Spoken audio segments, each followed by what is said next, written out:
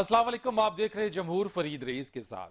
आज जफर मिर्जा साहब की प्रेस कॉन्फ्रेंस हुई कोविड-19 के हवाले से, special assistant of prime minister on the health, और उन्होंने एक बड़ी जो एक गौर तलब बात, और ख़ास तौर के ऊपर जिसमें हमें थोड़ा डरना भी चाहिए और थोड़ी सी गौर फिक्र बात भी है कि जो कोविड-19 के केसेस हैं वो जुलाई के आखिरी 2 हफ्तों के अंदर बड़ी होशरुबा हो सकते हैं। और अभी भी जो केसेस आ रहे हैं वो तकरीबन एक दिन में 24 घंटे में तकरीबन 4,900 से जायद केसेस रिपोर्ट हुए हैं। कुल जो एक्टिव केसेस की तादाद इस वक्त पाकिस्तान में रिपोर्ट हुई है, ये बात बड़ी जरूरी है याद रखना कि रिपोर्टेड है। बहुत सारे लोग टेस्ट नहीं भी करवाते, बहुत सारे लोग रिपोर्ट भी नहीं करते, लेकिन जो रिपोर्टेड जो केसेस हैं वो 1,78,892, और जो इस वक्त अमवात हो चुकी हैं वो 3,542 हैं। सिंध के अंदर 69,628 एक्टिव केसेस हैं, पंजाब में 65,739, इस्लामाबाद 10,000 से जायद, और जबकि रिकवर्ड हुए हैं वो 67,892 केसेस हैं। लेकिन हमें एहतियात करनी होगी, हमें इस बारे में सोचना होगा, अपने हेल्थ केयर सिस्टम को देखना होगा और अपनी हिफाजत खुद भी करनी होगी।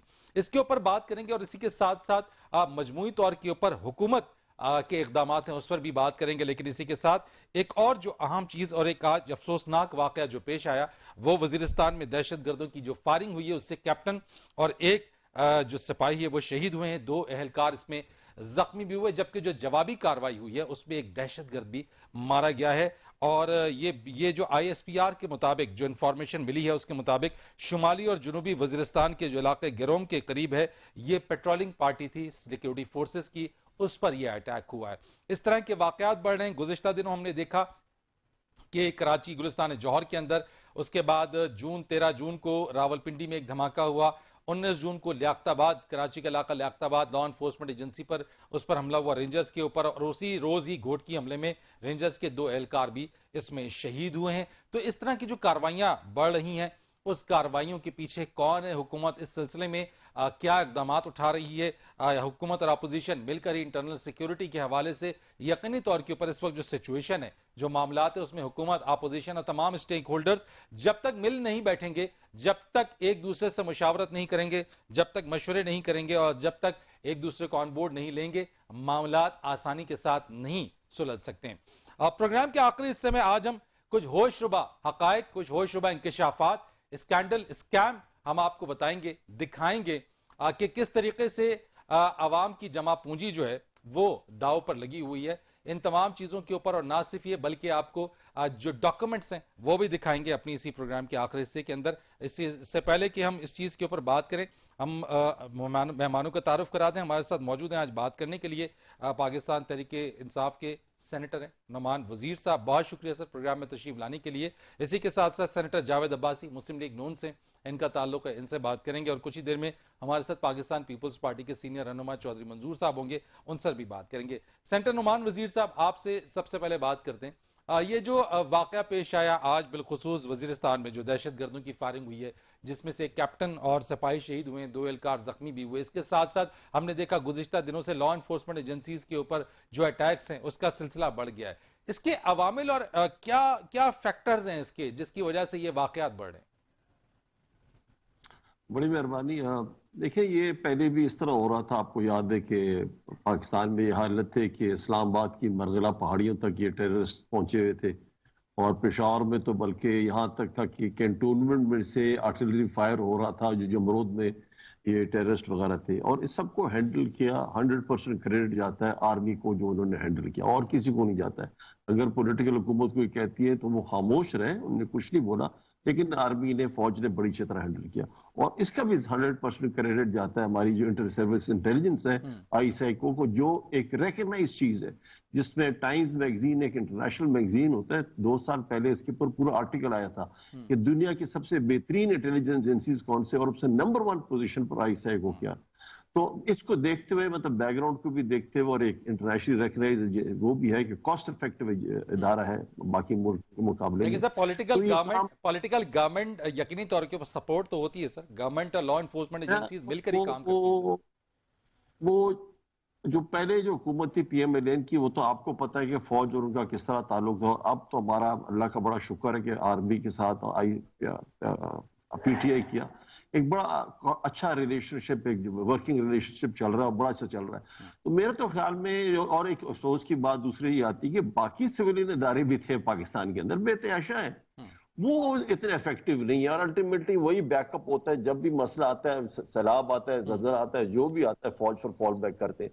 तो वो पास्ट बैकग्राउंड देखते हुए भी ये इतना बड़ा मसला नहीं है, लेकिन जो अब ये हल हो जाएगा अगर फौज हम हल करेंगे, और कोई भी सर नहीं हल इसके कर रहा है, फैक्टर्स इससे वैसे क्या हैं? मैं अगर आपसे जानना चाहूं कि वैसे फैक्टर क्या वजह है कि इसमें एकदम से दोबारा से हम तेजी देख रहे हैं? वो तो हम बिल्कुल पुरुमीद हैं कि हम इनको जो है वो डिफ्यूज कर देंगे, ये डिफ्यूज हो भी जाएंगे, लेकिन एकदम से सर उठाना, इसका कौन से अवामिल हैं जो इसके पीछे हो सकते हैं? देखिए, ये तो कोई इतना छुपी हुई बात नहीं है, बड़ा क्लियर है कि इंडिया को जो मार पड़ रही है, चाइना की तरफ लद्दाख में जो मार पड़ रही है, उसका जो जो हुआ हशर हुआ वहाँ चीनियों ने उसके साथ किया। एक फ्रंट पर वो हो रहा है, कश्मीर पर उन्होंने ये हरकत कर दी, 370 को उन्होंने खत्म कर दिया। उसके बाद इधर भी दुनिया भर में जो अब इंडिया की जो एक पोजीशन थी ना, जो उसका डिप्लोमेसी जो थी, उसकी जितने भी नेबर्स हैं सारे से उसके ताल्लुकात खराब है। वे आउट उसको लिए ये है, डिस्ट्रैक्शन एक ये कर सकते हैं कि यही हरकतें पाकिस्तान में करना शुरू कर, तो इसमें और कोई भी नहीं। इसके अंदर मेजर रोल इंडिया के लोग प्ले कर रहे हैं, और ये पाकिस्तानी जो इसके साथ मिले हुए वो मुल्क दुश्मन अनासर है, वेदर वो पंजाब से है या बलूचिस्तान से, KPK से, जो लोग भी इसके साथ इन्वॉल्व है, ये लोगों पर स्ट्रिक्ट एक्शन लेना चाहिए। और एक्शन इस तरह का, हमारा मसला एक और आता है, जब इसको हम, क्योंकि ये मिलिट्री कोर्ट के अंडर आ जाते हैं, मिलिट्री कोर्ट मार्शल के हो जाता है इसका, अगर मिलिट्री से ताल्लुक है, उसके बाद जब उसकी प्रोसिक्यूशन कोर्ट कर भी देते, मिलिट्री कोर्ट अगर कर भी दे, तो फिर वो सेटिसाइड हो जाता है जाकर सिविल गवर्नमेंट के, सिविल अदारों के, हाई कोर्ट वगैरह में जाकर सेटिसाइड हो जाता है। मसला क्या है, मैं कोर्ट को भी ब्लेम नहीं करता, मसला हमारे प्रोसिक्यूशन में। प्रोसिक्यूशन अपना एविडेंस ही सही नहीं लाता और ये लोग छूट जाते हैं, वो निकलते हैं, फिर वो हरकत करते हैं। तो अब हमें क्या चाहिए? अब हमें चाहिए कि जावेद अब्बासी साहब जैसे वकील जो हमारे साथ हैं, ये साथ हमारे PMLN के अंदर, ये PTI और के साथ बैठकर पार्लियामेंट में एक ऐसा कानून बनाए कि ये टेररिस्ट जो छूट जाते हैं, जो पकड़े जाते हैं, एविडेंस के साथ पकड़े जाते हैं, इनके प्रोसीजर, उनके कानून बनाए जाए कि जहां ये छूटे ना, और they should be exemplary punishment. Javed Abbasi साहब से इसके ऊपर बात कर लेते हैं। भाई साहब, ये जिस तरह से बात किस वक्त कर रहे हैं सेनेटर नुमान वजीर साहब है, बड़ी अच्छी बात है यकीनी तौर के ऊपर, जो प्रोसिक्यूशन की बात है और इस तरह के जो मामलात हैं, आप समझते हैं जो सजेशन दी है सेनेटर नुमान वजीर साहब ने कि पार्लियामान में आए और बैठकर इस पर कानून साजी करें, ताकि ये जो एरिया प्रोसिक्यूशन वाला है ये भी बड़ा स्ट्रांग हो जाए और कोई भी दहशतगर्द या कल्प्रिट जो है वो फिर प्रोसिक्यूशन की वजह से छूट ना सके? बिस्मिल्लाहिर्रहमानिर्रहीम, बहुत शुक्रिया साहब। ये तो मैं पहले नुमान वजीर साहब की थोड़ी सी मैं तस्हीह तो नहीं कर सकता, लेकिन मैं चाहता हूँ कि रिकॉर्ड से जो है वो कर लें, हम देख लेंगे। ये जो 9/11 जो सारी APS का वाकया हुआ था पेशावर में, उस वक्त यहाँ दहशतगर्दी अरूज पे थी। मियां नवाज शरीफ साहब इस मुल्क के वजीर आजम थे, नुमान साहब और इनकी जमात उस वक्त धरने में मौजूद थी। हमने सारी सियासी जमातों को, आपको पता है कि बुलाया था प्राइम मिनिस्टर हाउस में, उसमें इमरान साहब भी तशरीफ लाए थे, जरदारी साहब थे, बिलावल साहब, तमाम पाकिस्तान की सियासी जमातें और मिलिट्री एस्टेब्लिशमेंट को भी बुलाया था, और वहां बैठकर फैसला किया था कि दहशतगर्दों का कड़ा कमन करना है और इनके खिलाफ ऑपरेशन करना है। कोई अफवाज, कोई फौज अकेले में ये मुकाबला नहीं कर सकती जब तक उसके साथ हुकूमत शामिल ना हो, अवाम शामिल ना हो, बाकी एजेंसी शामिल ना हो।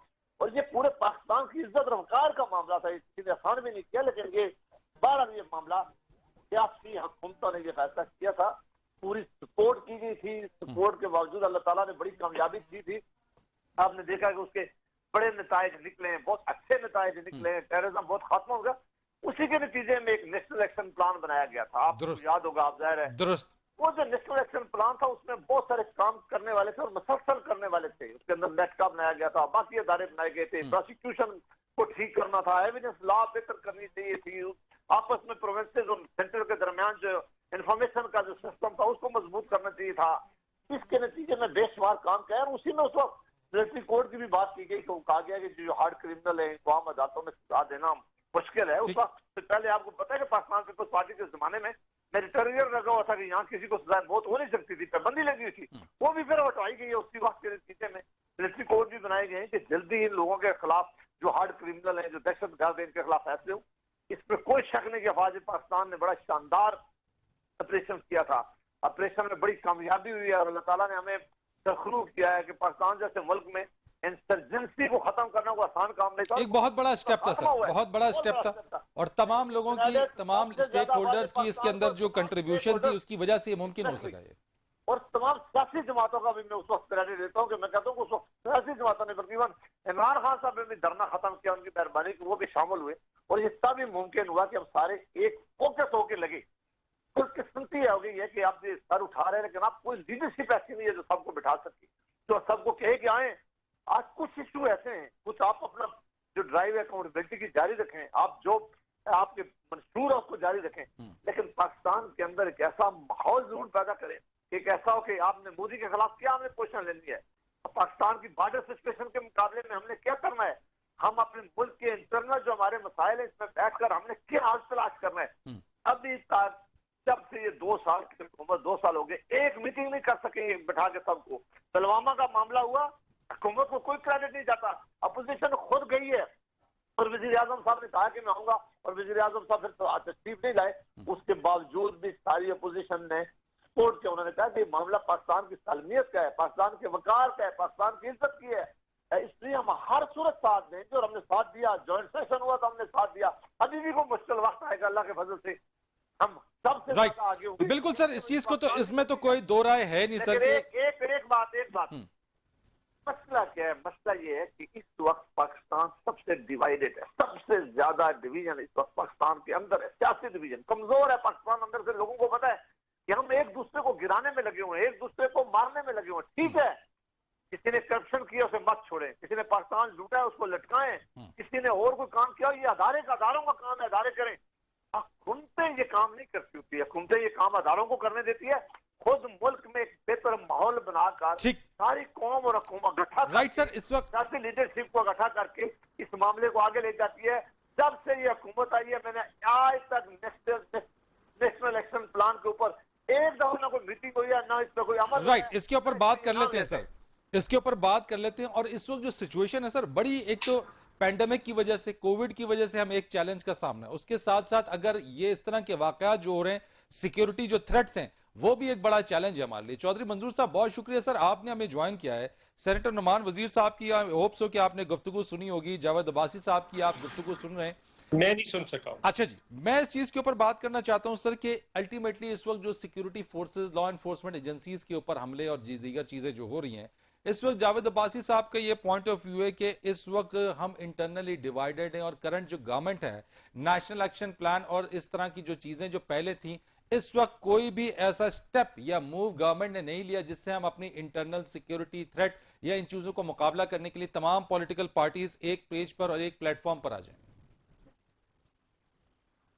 نہیں دیکھیں, یہ جو میں دیکھ رہا تھا, یہ جو اختر جان مینگل صاحب کے مطالبات میں سے ایک مطالبہ یہ تھا کہ آپ نیشنل ایکشن پلان پہ عمل درآمد کریں, تو وہ اس کا تو کوئی وجود ہی نہیں ہے. کہاں پہ وجود ہے نیشنل ایکشن پلان کا؟ وہی ساری چیزیں ہو رہی ہیں, وہی آپ ان کو لیٹیچیوڈ دے رہے ہیں, جتنی بھی آرگنائزیشنز ہیں ساری ان کو, اور سبھی وہ ویسے ہی کر رہی ہیں جیسے اس سے پہلے کر لی تھی, نام بدل کے پھر وہ کام شروع کر دیتی ہے. نمبر 1. نمبر 2, دیکھیں یہ بھی ایک پولیٹیکلی, اب اس کے 2 طریقے ہیں اس کو کرنے کے. ایک ہے کہ آپ فورسز کے ذریعے کچل دیں ہر چیز کو اور امن قائم کر دیں, وہ کوئی دیر پا امن نہیں ہوتا, ہم نے دیکھا ہے بڑی جگہ پہ تجربے کر کے. دوسرا ہوتا ہے کہ آپ پولیٹیکلی نیگوشیٹڈ سیٹلمنٹ کی طرف بڑھیں, اس کے لیے آپ کو بیٹھنا پڑے گا. مثلا جب پاکستان پیپلز پارٹی آئی تھی 2008 کے اندر, تو بلوچستان کی ساری پارٹیاں بائیکاٹ کر گئی تھی الیکشن کا.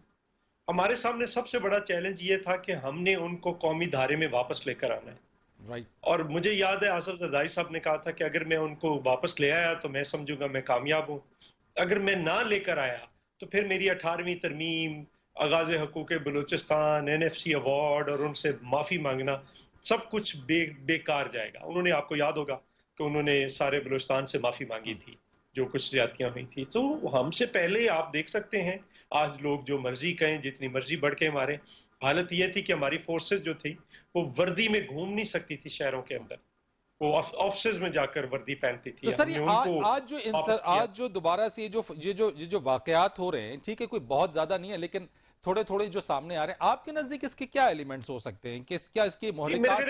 دونوں کو علیحدہ کر لیں. ان دو جو انسیڈنٹس ہیں، ایک ہیں سندھ کے اندر جو ہوئے ہیں جی ہاں اور ایک یہ جو ہیں ہمارے فاٹا کے اندر ہے.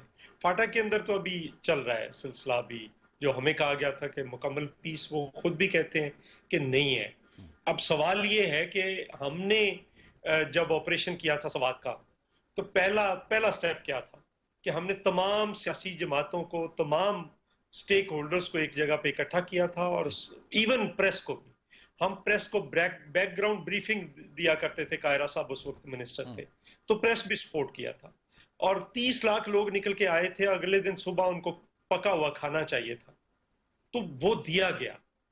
جہاں تک یہ ہے کہ یہ کہتے ہیں ہر کام یہ کہتے ہیں ہم نے پہلی بار کر رہے ہیں، ایسا نہیں ہے. پولیٹیکلی نیگوشیٹڈ وہ سارا کچھ تھا، اور 3 مہینے کے اندر آپریشن کر کے ان کو واپس بھیجا. سب کو پیسے دیے گئے، نقد پیسے دیے گئے. یہ ہر بار کہتے ہیں کہ یہ سب سے بڑا پروگرام ہے. 30 لاکھ فیملیز کو اس وقت 30 لاکھ لوگوں کو 1-1 لاکھ روپیہ دیا گیا، اور وہ واپس اپنے گھروں کو گئے. پھر ہم نے اس پہ دیکھے باقی لوگوں کو بھی آن بورڈ لینا ہوتا ہے آپ لوگوں نے. ایک یہ طریقہ ہے. دوسرا طریقہ یہ ہے کہ آپ جس طرح سے آج ہے آپ کرتے چلے جائیں. پھر ہم نے بلوچستان کے اندر بھی یہی کیا، ان کو ایک پلیٹ فارم پہ اکٹھا کیا، ان سے نیگوشیٹ کیا. 18ویں ترمیم ہوئی، ان کو کہا گیا کہ ہم دیکھیں 18ویں ترمیم کے اندر آپ کے رائٹس کو. مثلا ہمارے تو یہ ان کو اعتراض ہے کہ آپ نے 50% کیوں دیا صوبوں کو، اور آپ خود اختر جان مینگل صاحب کے ساتھ بلوچستان کے ریسورسز پہ 70% پہ سائن کر رہے ہیں. یا تو آپ کو پہلے دن پتا تھا کہ ہم جھوٹ بول رہے ہیں، ہم نے جھوٹا وعدہ کر رہے ہیں، جھوٹا معاہدہ کر رہے ہیں. تو جو اگر سوچ سمجھ کے کیا تھا تو آپ نے جب کیا ہے تو پھر پورا کریں. ٹھیک، کیوں کیا ہے؟ نعمان وزیر صاحب، یہ جو بات اس وقت آپ نے جاوید عباسی صاحب کی بھی سنی، چودھری منظور صاحب بھی جو بات کر رہے ہیں، ایک تو پوائنٹ آ گیا سر نیشنل ایکشن پلان ساتھ میں بیٹھ کے. سر میں بھی آپ سے پوچھنا چاہتا ہوں ویسے اس کا کیا ہوا، یعنی اس حکومت میں، یعنی حکومت آنے کے بعد آپ کی نیشنل ایکشن پلان کیا ہوا؟ اور پھر جو اختر مینگل صاحب والی جو بات ہے کہ ان کا بھی اشارہ اسی طرف تھا، اور انہوں نے اس چیز کے اوپر بھی زور دیا کہ جی نیشنل ایکشن پلان کی امپلیمنٹیشن کے اوپر. تو سر کیا اس وقت نیشنل ایکشن پلان کی امپلیمنٹیشن یا اس کی ضرورت کیا اب باقی نہیں رہی ہے؟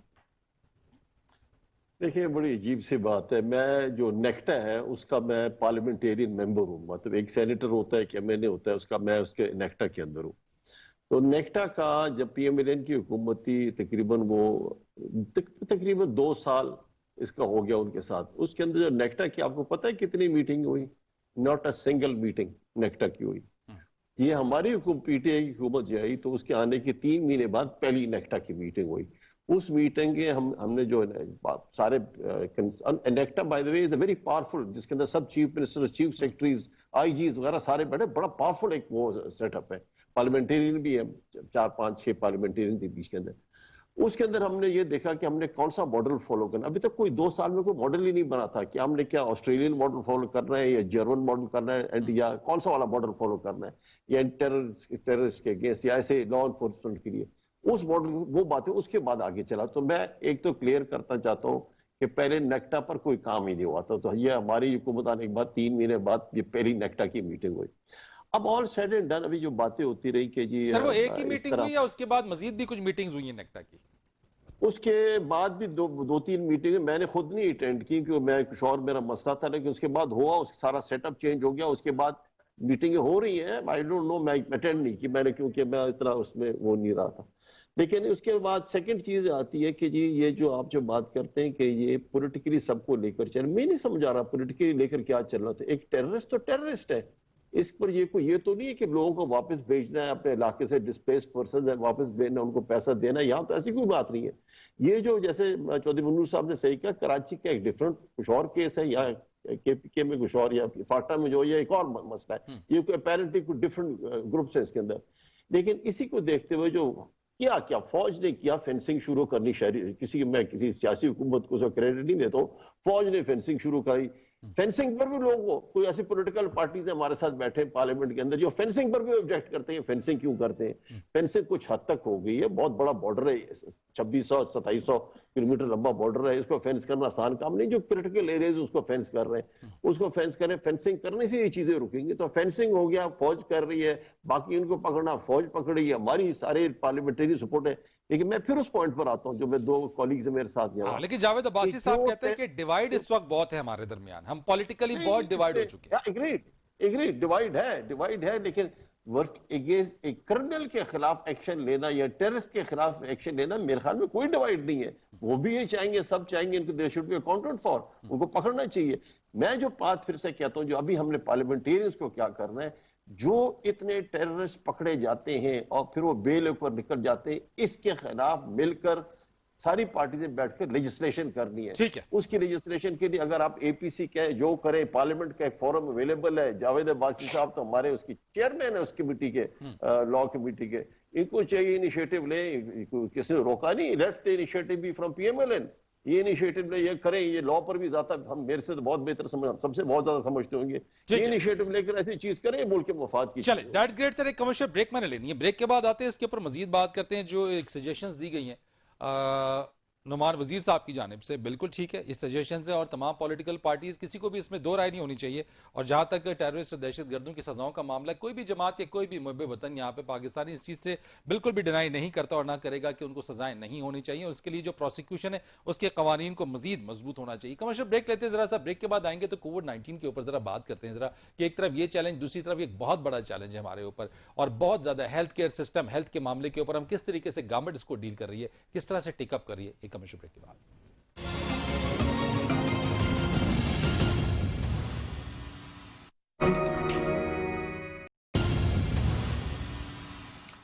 ایک بار پھر آپ کو پروگرام میں خوش آمدید کہتے ہیں, اور بات ذرا کریں گے ایک جس چیلنج کی جو کہ ہمارے سامنے بہت زیادہ موجود ہے, وہ کووڈ-19 کا ہے.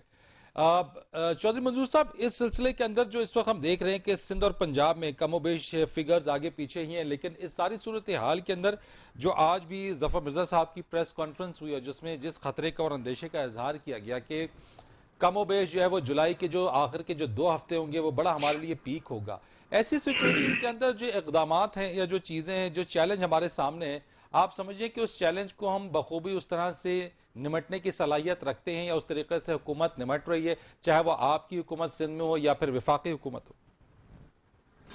دیکھیے, دنیا میں 2 قسم کے حکمران ہیں. میں رائٹ لیفٹ کی تقسیم نہیں کرتا جنہوں نے کووڈ کو فیس کیا ہے, کرونا وائرس کو.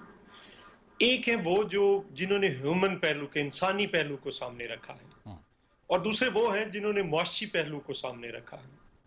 جنہوں نے معاشی پہلو کو سامنے رکھا ہے ان کے لیے میں ٹرم یوز کرتا ہوں ٹرمپین سکول آف تھاٹ جو ہے, وہ سارے کے سارے, جس میں ٹرمپ خود ہیں, جس میں برازیل کے صدر ہیں, جس میں برطانیہ کے وزیر اعظم ہیں, جس میں فرانس کے صدر ہیں, جس میں اٹلی کے وزیر اعظم ہیں, سویڈن کے وزیر اعظم ہیں.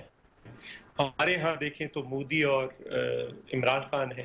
یہ سارے اسی سکول آف تھاٹ کے لوگ ہیں. انہوں نے کیا کیا ہے, انہوں نے یہ کہہ کہ نہیں, معیشت غریبوں کا نام لے کر غریبوں کو دیا کچھ بھی نہیں, لیکن غریبوں کا نام لے کر معیشت کھولنے کی بات کی ہے. انہوں نے لوگ بھی مروا لیے ہیں, معیشتیں بھی برباد کر لی. دوسرے وہ ممالک ہیں جنہوں نے ہیومن پہلو سامنے رکھا ہے. وہ اگر امریکہ کے خطے وہاں پہ دیکھیں تو آپ کو کینیڈا نظر آئے گا, یورپ کے اندر دیکھیں تو آپ کو جرمنی نظر آئے گا, آپ کو سب سے پھٹیچر ملک جو اس وقت یورپ کا ہے وہ یونان ہے. ذرا اس کی مثال آپ سامنے رکھ لیں. اگر آپ اسکینڈینیوین کنٹریز میں جائیں گے تو آپ کو ڈینمارک ملے گا, ناروے ملے گا اگینسٹ دا سویڈن. اگر آپ یہاں پہ ہمارے ہاں آ جائیں گے تو آپ کو ویتنام ملے گا, آپ کو سری لنکا ملے گا, آپ کو تائیوان ملے گا. ایسے ممالک ہیں. سو انہوں نے سب سے پہلے انسانی پہلو کو سامنے رکھا. آپ کو پتا ہے ویتنام میں ہمارے جیسا ملک ہے نا, کوئی امیر ملک نہیں ہے جس کی میں مثال دوں. میں کوئی نیوزی لینڈ کی یا کسی اور ملک کی مثال نہیں دے رہا. وہاں پہ صرف 300 کیسز آئے, ایک بھی ڈیتھ نہیں ہوئی, کیونکہ انہوں نے پہلے سے ہی لے لیا. آپ یونان کو دیکھیں, یونان پہ اس وقت جو قرضہ ہے وہ کوئی 250 سے 300% ہے جی ڈی پی کا, لیکن انہوں نے بھی ڈیل کیا ہے. یونان جو ہے یورپ میں اس وقت سب سے بہتر ملک ہے جس نے ڈیل کیا ہے. کیا تھا کہ ابتدا میں انہوں نے اقدامات کیے, اس کو سیریس لیا, لاک ڈاؤن کیا, اس میں ٹیسٹنگ کی, ٹریسنگ کی, آئسولیشن کی. تو سر آپ سمجھتے ہیں ہم پاکستان کو اگر دیکھیں تو ہم کنفیوژن کا شکار رہے ہیں, یعنی ہم اس طریقے سے ہماری کوارڈینیشن کنسپچولی کنفیوز رہے, پھر اقدامات کے طور پر کنفیوز رہے, اور آج بھی کنفیوز ہے. اس کنفیوزڈ پالیسی نے کوئی کام نہیں کرنے دیا اس ملک کا. اگر ایک ملک کا چیف ایگزیکٹو کہے کہ میں لاک ڈاؤن کے خلاف ہوں, کو کسی کے باپ کی ہمت ہے لاک ڈاؤن کر لے؟ ہو نہیں سکتا. جاوید عباسی صاحب, کیا آپ بھی یہ سمجھتے ہیں کہ ہماری پالیسی کنفیوزڈ پالیسی رہی ہے, ہماری کوارڈینیشن ایک دوسرے کے ساتھ خاص طور کے اوپر صوبے وفاق ان تمام چیزوں کے اوپر جو ہم نے اس وقت تک کی سچویشن اس دیکھی. کو چھوڑ دیتے ہیں, اس کو چھوڑ دیں, آپ کے پی کو لے لیں, آپ پنجاب کو لے لیں, کے پی کی مورٹیلٹی ریٹ سب سے زیادہ ہے, اس کا مطلب ٹیسٹ نہیں ہو رہے وہاں پہ. جاوید عباسی صاحب. دیکھیں میں سمجھتا ہوں کہ ہونا تو یہ چاہیے تھا کہ جب یہ چائنا میں تھا ہمیں بڑا وقت مل گیا تھا, ہمیں پتہ چل گیا تھا کہ وہ ہمارے ساری دنیا کو اپنی ڈبیٹ میں لے رہی ہے. اس وقت بھی ہمیں چاہیے تھا کہ اس وقت بھی ہم یہاں پاکستان کے اندر بیٹھ کر ایک منصوبہ بندی کرتے, اور منصوبہ بندی تبھی کامیاب ہوتی کہ تمام اسٹیک ہولڈرز کو بٹھا کے کوئی پالیسی بناتے, اس میں صوبے بھی شامل ہوتے, ایجنسیز بھی شامل ہوتی. نہیں سر, وہ اس کے لیے تو این سی او سی ہے نا, نیشنل کمانڈ سینٹر جو اس وقت ہے, وہ اس کے اندر تو وہ تمام چیف منسٹر تمام اسٹیک ہولڈرز تو ایک جگہ بیٹھے ہیں نا سر. نہیں, اس کی کوئی پوزیشن کبھی نہیں ہوئی. اس سے نہیں پوزیشن ہے کہ پرائم منسٹر پاکستان نے پہلے دن سے شروع دن سے انہوں نے اس لاک ڈاؤن کے اوپر ایک نئی سیاست شروع کر دی. صاف لاک ڈاؤن ہونا چاہیے, لاک ڈاؤن ہونا چاہیے, نہیں ہونا چاہیے. ابھی تک وہ لاک ڈاؤن کو آپ کو بتایا ہوا ہے. تو سر ہمارے یہاں معیشت کا بھی تو سلسلہ ہے نا سر, معیشت ہے ہمارے یہاں, جو عام روزگار لوگ جو کمانے والے لوگ ہیں سر, وہ بھی تو سامنے تھے. دیکھیں میرے بھائی, اس میں کوئی شک نہیں, اس میں کوئی شک نہیں کہ جو ڈیلی بیسز کے مسائل تھے, جو ٹریڈرز کے مسائل تھے, بزنس مین کے مسائل تھے, جو کام کرنے والے لوگوں کے مسائل ہیں, یہ بالکل آپ ٹھیک کہتے ہیں. ہم انہیں یہ کہہ رہے تھے کہ آپ نے جو لاک ڈاؤن رکھا ہوا ہے مہربانی کریں اسے عید تک نہ کھولیں. اگر عید کے اوپر آپ کھول دیں گے تو سب سے زیادہ لوگ شاپنگ عید پہ کرتے ہیں. اگر آپ مساجد آخری 2 ہفتے میں کھول دیں گے تو سب سے زیادہ لوگ اس طرف جائیں گے. آپ جب تک عید نہیں گزرتی اس وقت تک نہ کھولیں. اگر آپ نے کھول دیا تو یہ اتنا وہ پھیل جائے گا کہ جو ہم سنبھال نہیں سکیں گے. اور دوسرا, جب آپ کا کھولیں اور ایس او پی کو جو ہے وہ پوری طرح میں ڈرامٹ کروائیں. بدقسمتی ہو گئی ہے کہ یہاں پورے پاکستان میں پرائم منسٹر صاحب بار بار جب یہ بات کرتے تھے تو لوگوں نے سمجھا کہ شاید اب کورونا سے ہم بچ گئے ہیں, اس وقت سے ہو کے گزر گیا ہے, ہمیں ایس او پی کا عمل کرنے کی ضرورت نہیں ہے. اور وہ جو لوگ شاپنگ کے لیے گزرے اور آخری 2 ہفتے مساجد کی طرف گئے, وہ اس کا آج جو ماحول ہے وہ آپ دیکھ رہے ہیں. آپ یہ سمجھتے ہیں کہ اگر عید تک لاک ڈاؤن مکمل برقرار رکھا جاتا ہے تو آج یہ جس خطرے کا اشارہ ڈاکٹر ظفر مرزا صاحب کر رہے ہیں, آج یہ خطرہ ہمارے سر پر نہ منڈلاتا؟ اور سب بات ہم نہیں, اس سے پہلے ایک محسوس یہ کہہ رہے تھے کہ مہربانی کریں کہ ہمارے اسپتال سنبھال ہی نہیں سکیں گے, ہماری وہ کیپیسٹی نہیں ہے, ہمارے پاس وینٹیلیٹر نہیں ہے. ایسا نہ ہو کہ ساری قوم کسی ایسی بند گلی میں پڑ جائے, پھر نہ آپ کی اکانومی ٹھیک رہے گی, نہ غریب ٹھیک رہے گا, سب کچھ خراب ہو جائے گا. تو مہربانی کر کے اس کو عید تک لے جائیں. پھر آہستہ آہستہ وہ سیکٹر کھولے جو بہت ضروری ہے. پورے پاکستان کو نہ کھولے, پورے پاکستان کی ٹرانسپورٹ نہ کھولے. ہاں, جب انفیکشن کا ریٹ کم ہوگا, اموات کم ہوں گے, پھر آپ کھولنا شروع کریں. دنیا نے تجربہ کیا ہے. ہمارے یہاں جب یہ اموات کم تھی, انفیکشن کم تھا, تو ملک کو لاک ڈاؤن میں رکھا. کیوں انفیکشن تیز ہوئی ہے, اموات تیز ہوئی ہے, سارا پاکستان کھول دیا گیا ہے, کئی ایسو پر عمل درآمد نہیں ہو رہا. اور آپ یہ نتیجہ دیکھ رہے ہیں کہ آپ پاکستان کے بڑے کسی شہر میں کوئی نہ اسپتال میں بیڈ مل رہا ہے. چلیں, آپ کی اس بات کو ذرا سینیٹر نعمان وزیر صاحب کی طرف لے کے آتے ہیں. سینیٹر صاحب, یہ جو بات اس وقت ہے بیسیکلی کیوں, یعنی ایک جو بات سمجھ میں بہت زیادہ جو آ رہی ہے وہ یہی ہے کہ کنفیوژن ہے. کنفیوژن بھی ہے, مس انڈرسٹینڈنگز بھی ہیں, ایک دوسرے کے ساتھ کوآپریشن بھی نہیں ہے. ہم نے دیکھا سندھ وفاق آپس میں ایک دوسرے کے اوپر جو ہے وہ وار آف ورڈز میں بھی جو ہے وہ انگیج رہے ہیں, اور ابھی بھی یہ وار آف ورڈز ہوتی رہتی ہے. تو اس ساری سچویشن کے اندر کیوں عوام میں یہ کانسیپٹ آ گیا, یا یہ ایک تاثر پایا جا رہا ہے کہ گورنمنٹ کنفیوز ہے, وہ ایک درست طریقے سے فیصلہ ہم کر نہیں پا رہے ہیں کہ ادھر we should go towards complete lockdown, a swift lockdown اور ا اسمارٹ لاک ڈاؤن. دیکھیں, آپ جو بات کہہ رہے ہیں یہ کنفیوزڈ کی تو بات میں نہیں اگری کرتا آپ کے ساتھ, کیونکہ یہ روزانہ این سی او سی میں سارے چیف منسٹر بیٹھ کر سب ایک بات پر اتفاق کر کر آگے چل رہے ہیں. تو دیر از نو کنفیوژن, دیر از ایگریمنٹ. لیکن سیاست اس طرف بے شک ہو رہی ہے کہ آپ ادھر جا کے این سی او سی میں ایک بات کرتے ہیں, پیچھے جا کر پھر آپ اس کے خلاف, باقی آپ کی پارٹی والے اس کے اگینسٹ بولنا شروع کر دیتے ہیں. ایک تو یہ بات ہے آپ کو. دوسرا, میں آپ کو جب ابھی بات ہو رہی تھی کینیڈا اور نیوزی لینڈ کی بات ہو رہی تھی, فگرز کلیئر ہونی چاہیے, ڈیٹا جب آپ بولیں ٹھیک ہونا چاہیے. کینیڈا میں 1,01,019 کیسز ہوئے ہیں اور 8,000 ڈیتھ ہوئی ہے.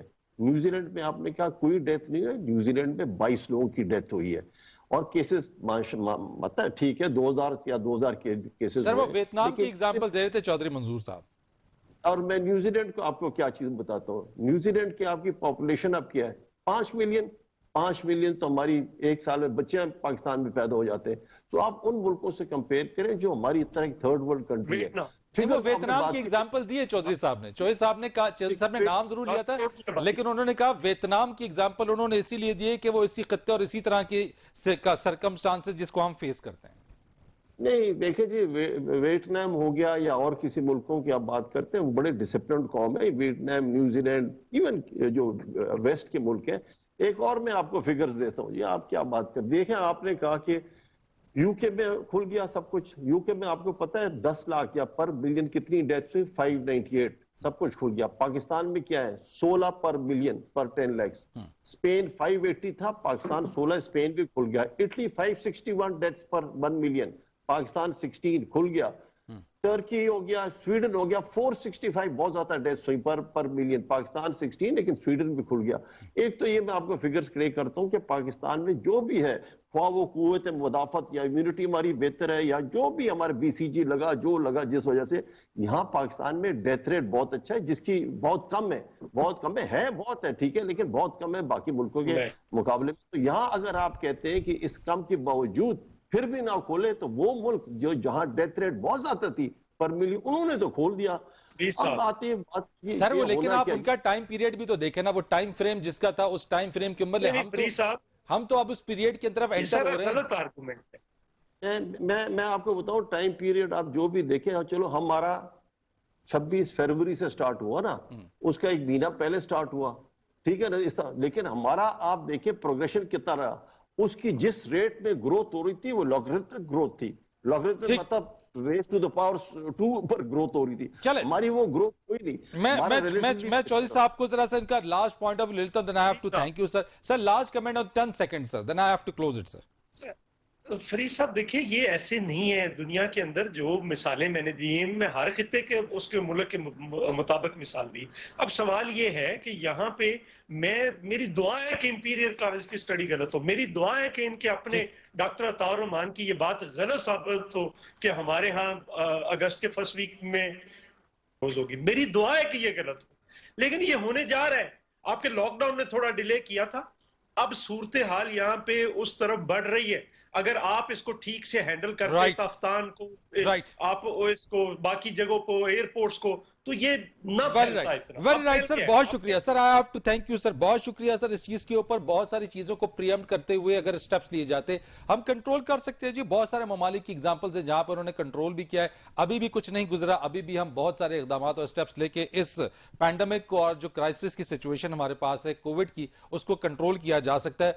सेनेटर नुमान वजीर साहब आपका बहुत शुक्रिया, चौधरी मंजूर साहब आपका बहुत शुक्रिया, और इसी के साथ साथ जावेद अब्बास साहब आपका बहुत शुक्रिया। कमर्शियल ब्रेक लेंगे जी, ब्रेक के बाद आएंगे तो जिस चीज के ऊपर आज हम बात कर रहे थे, कुछ होशुबा इंकिशाफात, कुछ बातें, कुछ ऐसी चीजें जहां पे बेकायदगियां और अवाम का जो पैसा अगर वो डूबता हुआ अवाम को नजर आए, या फिर बेयारो मददगार हों और अब तक कोई उनका पुरसाने हाल ना हो, उन तमाम चीजों के ऊपर और इदारों में किस तरीके से बेकायदगियां वो किसी भी इदारे की तबाहली का सबब बनती है। बात करते हैं कमर्शियल ब्रेक के बाद।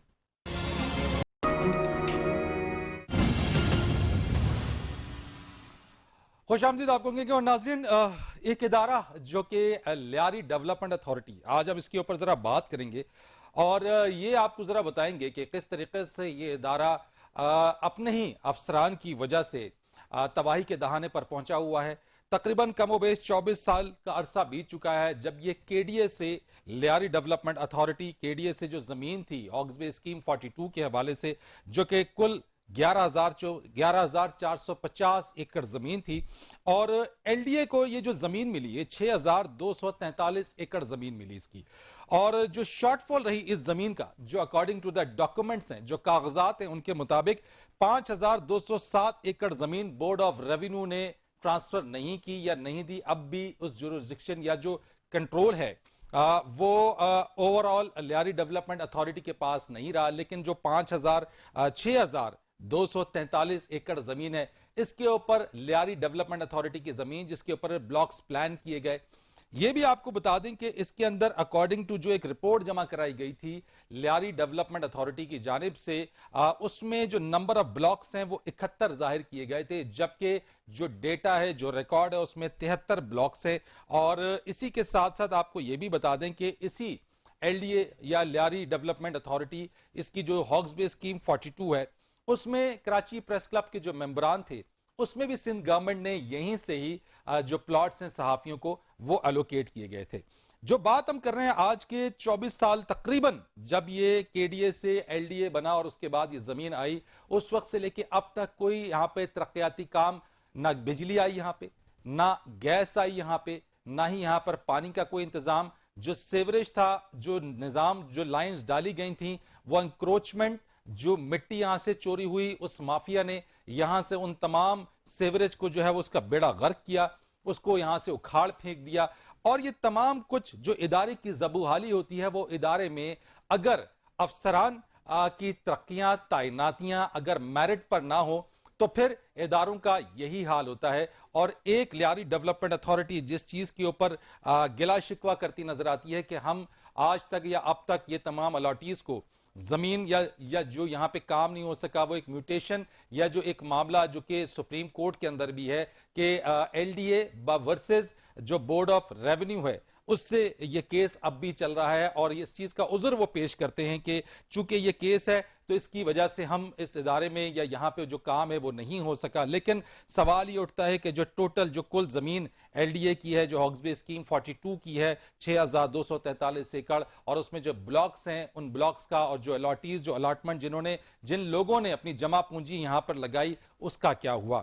ایک جو آپ کو دو اس کے اندر آپ کو ایشوز ہم بتا دیتے ہیں، اور اس کی ہمارے پاس پوری کیسز ہیں، یہ پوری فائل ہمارے پاس موجود ہے جس کے اندر تمام چیزیں، تمام بے قاعدگیاں، تمام چیزیں ہمارے پاس موجود ہیں. لیکن آج اس پروگرام میں اس وقت ہم جو چیزیں آپ کو جو توجہ مبذول کرانا چاہ رہے ہیں وہ یہ کہ اگر جو کیئر ٹیکر گورنمنٹ ہوتی ہے اس میں اپوائنٹمنٹس، تبادلے تقرریوں پر پابندی ہوتی ہے، لیکن لیاری ڈیولپمنٹ اتھارٹی کے اندر ایک صاحب جو کہ جن کی اپوائنٹمنٹ بھی ہوئی، جن کی تقرری بھی ہوئی، جو کہ 16/2/2012 کے اندر اس وقت جو صاحب کام کرنے، پہلے تو میں یہ بتا دوں کہ وہ اس وقت عرفان علی ابڑو صاحب جو ہیں وہ بیسیکلی لا آفیسر 17ویں گریڈ میں ان کی اپوائنٹمنٹ ہوئی، اور اس وقت وہ deputy director land L D A کے اندر ہیں. ایک اور ایل ڈی اے کا ہی جو پروجیکٹ ہے، جو S M B B T شہید محترمہ بینظیر بھٹو ٹاؤن، جو کہ شہید محترمہ بینظیر بھٹو کے نام پر ہے، جو کہ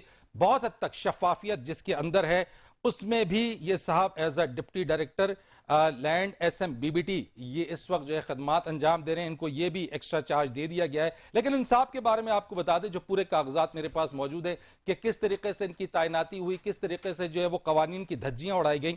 اس میں enlistment in the panel of legal advisers of L D A 16/2/2012 میں ان صاحب کی انلسٹمنٹ ہوتی ہے، اور ان کی جو انلسٹمنٹ ہے، جو ان کو اس ٹیم کا حصہ بنایا جاتا ہے لیگل ٹیم کا، اس میں لیگل ایڈوائزر کے طور پہ یہ بغیر کسی تنخواہ کے یہ آتے ہیں، یہ انڈکٹ ہوتے ہیں اس کے اندر، اور بغیر تنخواہ کے کام کرنے کا ایک نوٹیفیکیشن جاری ہوتا ہے.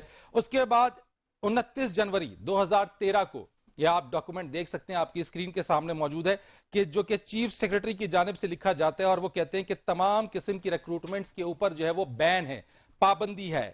یہ 29 جنوری 2013 کو چیف سیکرٹری کی جانب سے یہ خط لکھا جاتا ہے. اور اس وقت اگر آپ یاد کریں تو پاکستان پیپلز پارٹی کی گورنمنٹ کا جو 5 سال تھا وہ ختم ہو رہے تھے، اور ایک کیئر ٹیکر گورنمنٹ آنی تھی، جس کے بعد 2013 کے مئی کے اندر الیکشنز ہونے تھے. اسی کے ساتھ ساتھ 12/4/2013 کو یہ لیاری ڈیولپمنٹ اتھارٹی کا یہ میمورنڈم میرے پاس موجود ہے. یہ آپ دیکھ سکتے ہیں اسکرین پر بھی، آپ دیکھ لیں گے کہ انہی صاحب کے اوپر جو عرفان علی ابڑو صاحب ہیں، انہی کی اپروول ہوتی ہے، اور گریڈ 17 کے اندر ان کی اپروول ہوتی ہے، ان کی تعیناتی ہوتی ہے بغیر کسی کمپٹیٹیو ایگزام کے، بغیر کسی بھی چیز کے. اب یہ جو آفس میمورنڈم ان کی تعیناتی ہو جاتی ہے، یہ ایک شیئر وائلیشن ہے اس الیکشن کمیشن کی اس نوٹ کے، اس الیکشن کمیشن کے ڈائریکٹیوز کے، کہ کوئی بھی تعیناتی نہیں ہو سکتی ہے. اور اسی کے ساتھ ساتھ جو سی ایم ڈائریکٹیو دیتا ہے 4 جون 2013 کو، جو اور یہ بین جو ملازمتوں کے اوپر ہے وہ برقرار رکھا جاتا ہے. یہ بھی ڈاکومنٹ آپ دیکھ سکتے ہیں، بین آن اپوائنٹمنٹس اور ریکروٹمنٹس. اور پھر 21 اگست 2013 کو سندھ کیبنٹ کی میٹنگ ہوتی ہے، اور اس میں فیصلہ کیا جاتا ہے کہ اگر کوئی بھی تعیناتی ہوئی تو اس کو کینسل کیا جائے, اس کو کلعدم قرار دیا جائے اس کیئر ٹیکر گورنمنٹ کے درمیان, جو کہ عرفان علی آبڑو اس ادارے کے اندر ایز اے ڈپٹی ڈائریکٹر اس وقت لینڈ LDA کام کر رہے ہیں, اور اسی کے ساتھ ساتھ ڈپٹی ڈائریکٹر لینڈ SMBBT بھی ہے. اس چیز کے اوپر آج تک 7 سال گزرنے کے باوجود بھی یہ صاحب اپنی سروسز جو ہے وہ جاری رکھے ہوئے, بدستور ان کی سروسز ہو رہی ہیں. اور اسی کے طرح سے اسی ادارے کے اندر جو ریکویسٹ بھیجی گئی ہے اس ادارے میں, ایک طرف جہاں تنخواہوں دینے کے لیے پیسے نہیں ہیں, وہاں فنڈ نہیں ہے, بجٹ نہیں ہے, وہیں دوسری طرف اسی ادارے سے 2 افسران کی جو کہ promotion of medical officer BS18 to the post of director medical services BS19 اور deputy secretary BS18 to the post of secretary BS19 LDA, یہ ایک DPC کا لیٹر یہاں پہ موجود ہے کہ ان کی تعیناتی یا ان کی جو ایک طریقے سے ترقی ہے اس کے لیے ایک میٹنگ کال کی گئی ہے. جبکہ یہ بھی بتا دیں کہ جو 2 افسران اس کے اندر ہیں, جو کہ دونوں افسران کی پوسٹ انہوں نے, ایک افسر اس کی جو گریڈ 18 میں ترقی ہوئی وہ 2012 میں, اور دوسرے جو میڈیکل سیکشن کے جو افسر ہیں ان کی جو تعیناتی ہوئی, جو اپوائنٹمنٹ ہوئی وہ 2013 کے اندر ہوئی. اور دونوں ہی جو افسران ہیں ان کے ایک کے 7 سال اور ایک کے 8 سال, جبکہ گریڈ 19 میں ترقی کے لیے ضروری ہے کلاس 1 افسر کے لیے کہ اس کی جاب کے یا جو پیریڈ ہے وہ 12 سال مکمل ہو. یہ وہ تمام کاغذات ہیں ہمارے پاس جو ہم اس پروگرام کے اندر انکلوڈ کریں گے, اور کسی بھی طرح کی ہم دعوت دیتے ہیں بلکہ کہ اس ادارے کے آئیں, اپنا موقف پیش کریں. ہم اگلے ہفتے اس کے اوپر پروگرام کریں گے اور اس ادارے کا جو موقف ہے وہ بھی لیں گے, پورا موقع بھی دیں گے اور بتائیں گے ان کو اس چیز کے اوپر کہ اگر یہ سب کچھ ہو رہا ہے تو وہ کیوں ہو رہا ہے, اور خاص طور کے اوپر آج اتنا عرصہ گزر جانے کے باوجود بھی یہاں ہاکس بے اسکیم 42 کے اندر وہ ترقیاتی کام یا الاٹمنٹ کیوں نہیں اس طریقے سے قبضہ دیا جا سکا ہے, لوگوں نے آج تک تعمیرات کیوں نہیں کی ہیں. فرید رئیس کو اجازت دیجیے. اللہ